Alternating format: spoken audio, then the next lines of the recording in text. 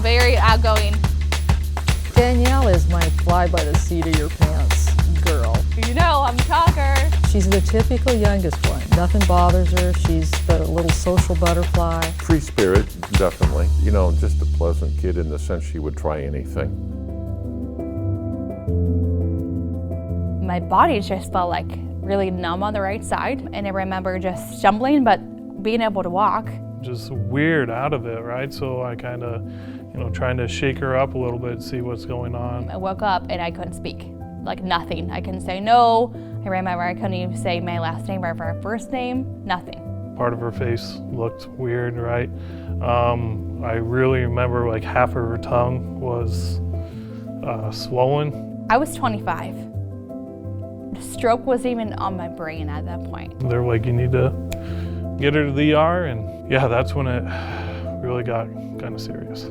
It doesn't really hit you until you see your child, laying there not able to speak. That's just a shock you're not prepared for. The first 3 days I spent in the ICU was kind of a blur. Every hour they would take me for another test, and they would say, "What's your name?" No, I couldn't say anything. Like I just sat there because I could still walk and function.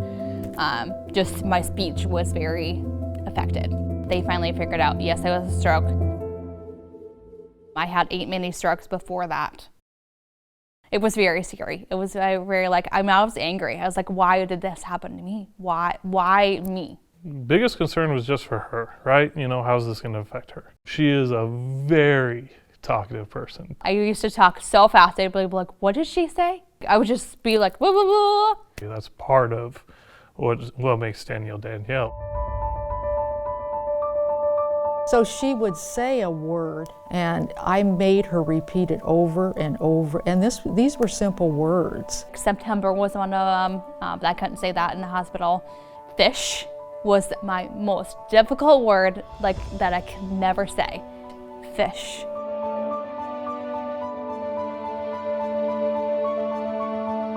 Chris would order for me in the first couple months because I didn't want to do it. I just said no. It's because I was embarrassed. I was super embarrassed. Danielle's a free spirit, and if she doesn't want to do something, she doesn't do it. But on this, I thought, you have no choice. If you want to get better, you're going to have to do it. Tough love.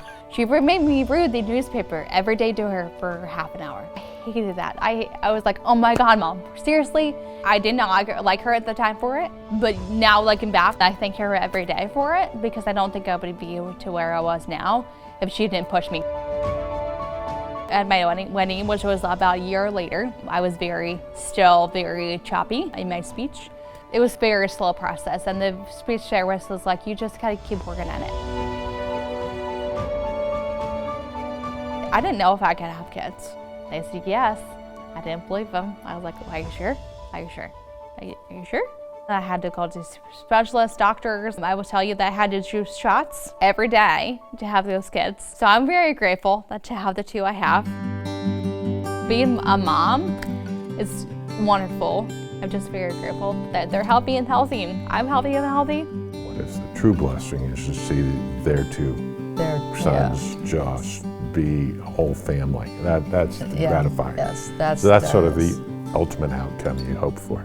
She's a great mom. Her attitude's back to exactly where it is. It's just sometimes she might talk a little bit too fast, but that's probably just when she's really mad at me. The amount of money we get raised for such an important costume that's close to my heart is very fulfilling for me to work for this company. I can make a difference, and I can walk in a walk that makes a difference for people and that are maybe scared to share their story and maybe scared to get it back out there in life.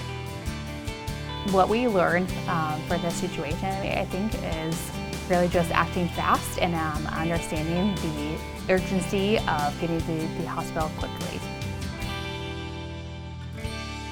It's crazy to me that there's not more awareness around it. I mean, you hear it in older people that are having strokes, but you never hear the young stories. You never hear it can happen to you.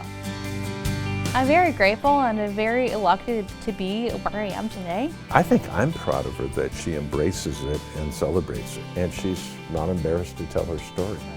Very proud of that. Very proud, yes, absolutely. I think that I'm very fortunate. Embrace life every day and celebrate life every day.